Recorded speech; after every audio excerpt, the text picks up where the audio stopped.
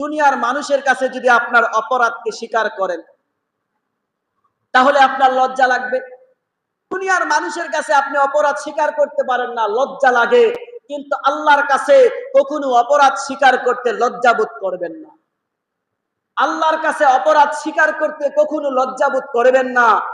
কখনো যদি মনে হয় যে আল্লাহর কাছে অপরাধ স্বীকার করতে আমার কাছে লজ্জা লাগে, তাহলে বুঝতে হবে আপনার কপালে দুর্দশা রয়েছে, আপনি হতভাগা হয়ে গেছেন। কারণ আল্লাহর কাছে ক্ষমা চায় না, আল্লাহর কাছে ইস্তিগফার করে না কারা? আল্লাহ কোরআনুল কারীমের মধ্যে ঘোষণা দিয়েছেন, যারা অহংকার করে তারাই আল্লাহর কাছে ক্ষমা চায় না, গুনাহের উপরে সে দুঃসাহস প্রদর্শন করে। যে অপরাধ করার পরে আল্লাহর কাছে লজ্জিত হয় না, ক্ষমা চায় না, বুঝে আসবে সে গুনাহের প্রতি সে কি প্রদর্শন করছে? দুঃসাহস প্রদর্শন করছে। সে এই গুনার পরে তাকে শাস্তি দেওয়া হবে, এই শাস্তি তার কাছে মামুলি মনে হচ্ছে। এখানে আরো একটা তিতা কথা বলি, আমরা মুসলমান ঘরের সন্তান, আমরা মুসলিম সমাজে বসবাস করি। এমন অনেক মানুষ আছে, মুসলমান নাম, সবকিছু চলতেছে, কিন্তু ওই ব্যক্তি মুসলমান না, সে কাফের হয়ে দুনিয়া থেকে বিদায় নিয়েছে।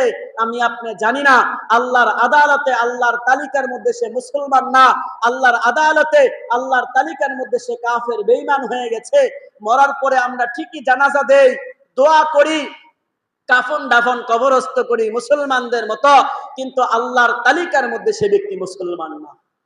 মুহতারাম হাজিরিন, মুসলমান নাম থাকলে মুসলমান হওয়া যায় না, মুসলমান ঘরে জন্ম হইলেই মুসলমান হওয়া যায় না, মুসলিম সমাজে বসবাস করলেই মুসলমান হওয়া যায় না। মুহতারাম হাজিরিন, মুসলমানদের মতন পোশাক পরলেই মুসলমান হওয়া যায় না। মুহতারাম হাজিরিন, মুসলমান হওয়ার জন্য তার মধ্যে মুসলমানিত্ব থাকতে হবে, তার মধ্যে ঈমান আমল থাকতে হবে, তাহলেই সেই ব্যক্তি মুসলমান। মুসলমানিত্ব এটা নয় আমি মুসলমান নিজেকে দাবি করলাম, মুসলমান দাবি করার নাম মুসলমান না, বরং তার মধ্যে ঈমান আমল থাকার নামই হচ্ছে তার মধ্যে মুসলমান। মুহতারাম হাজিরিন, বলছিলাম দোয়া এবং ইস্তেগফার, আমাদেরকে বেশি বেশি দোয়া এবং ইস্তেগফার করতে হবে। মুহতারাম হাজিরিন, সর্বশেষ হাদিস, আল্লাহর হাবিব সাল্লাল্লাহু আলাইহি ওয়াসাল্লাম বলেন,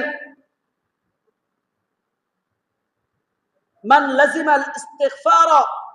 লাজিমাল ইস্তিগফার, যে ব্যক্তি সব সময় দোয়া এবং ইস্তেগফার করতে থাকে, জাআলাল্লাহু লাহু মিন কুল্লি হাম্মিন ফারজান, আল্লাহ তাআলা তার যাবতীয় দুশ্চিন্তাগুলোকে দূর করে দেন। সুবহানাল্লাহ কইতেন না? আল্লাহ তাআলা যাবতীয় দুশ্চিন্তাগুলো দূর করে দেন। কি করতে হবে?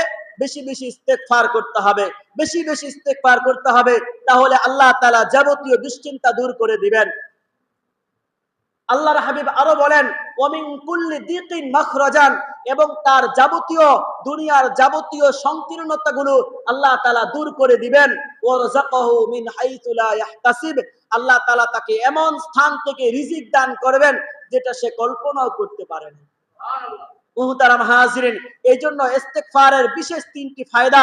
একটি ফায়দা হচ্ছে আল্লাহ তাআলা দুশ্চিন্তা মুক্ত করবেন, এবং আল্লাহ তাআলা সব রকমের সংকীর্ণতা, রিজিকের সংকীর্ণতা, চিন্তার অর্থাৎ যাবতীয় সংকীর্ণতার পথকে উন্মোচন করে দিবেন, এবং আল্লাহ তাআলা এমন জায়গা থেকে রিজিক দান করবেন যেটাকে কোনো কল্যাণ চিন্তাও করতে পারে নাই। মুহতারাম হাজিরিন, পরিশেষে আরো একটা হাদিস শোনায়। আল্লাহর হাবিব সাল্লাল্লাহু আলাইহি ওয়াসাল্লাম বলেন, ইন্নাল্লাহ রাব্বাকুম তাবারাকা ওয়া তাআলা হাইয়ুন কারীমুন, নিশ্চয় আল্লাহ তাবারাকা ওয়া তাআলা দানশীল এবং লজ্জাশীল। ইয়াস্তাহি মিন আবদিহি ইযা রাফা ইয়াদাইহি ইলাইহি, যখন কোন বান্দা আল্লাহ তাআলার কাছে দুই হাত উঁচু করে দেয়, যখন আল্লাহ তাআলার কাছে দুই হাত উঁচু করে দেয়, আল্লাহর হাবিব সাল্লাল্লাহু আলাইহি ওয়াসাল্লাম বলেন, আইয়ারুদ্দা হুমা সিফরান, আল্লাহ তাআলা তার উভয় হাতকে খালি হাতে ফিরিয়ে দিতে আল্লাহ তাআলা লজ্জা বোধ করেন। সুবহানাল্লাহ বলতেন না?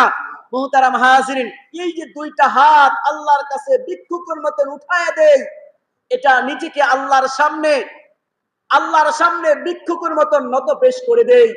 নিজের দুর্বলতা, নিজের অক্ষমতা, নিজের অসহায়ত্ব যখন আল্লাহর কাছে পেশ করে যখন আল্লাহর কাছে চাইবো, আল্লাহ তাআলা আমাদেরকে এই দুই হাত খালি হাতে ফিরিয়ে দিবেন না, আল্লাহ তাআলা ভরপুর করে ফিরিয়ে দিবেন, বলি সুবহানাল্লাহ। মুহতারাম হাজিরিন, পরিশেষে আরো 4টা কথা বলে শেষ করব। অনেক সময় আমরা পেরেশান হয়ে যাই, দোয়া করলাম, দোয়ার ফল তো পাই না। একজন যুবক যদি বলে, আল্লাহ তুমি আমার 1 সপ্তাহের মধ্যে আমাকে একটা বাইক দাও, একটা মোটরসাইকেল দাও, সে দোয়া করতেছে, 1 সপ্তাহের মধ্যে বাইক পায় নাই। এখন সে বলবো, হুজুর তো দোয়া বলছে দোয়া করলে আল্লাহ দেয়, এখন তো দেয় নাই বাইক, তাহলে হুজুরের ওয়াজ বুয়া। বলেন না নাউজুবিল্লাহ। মুহতারাম হাজিরিন, আমাদের ইস্তিগফার দোয়ার হাকিকত বুঝতে হবে।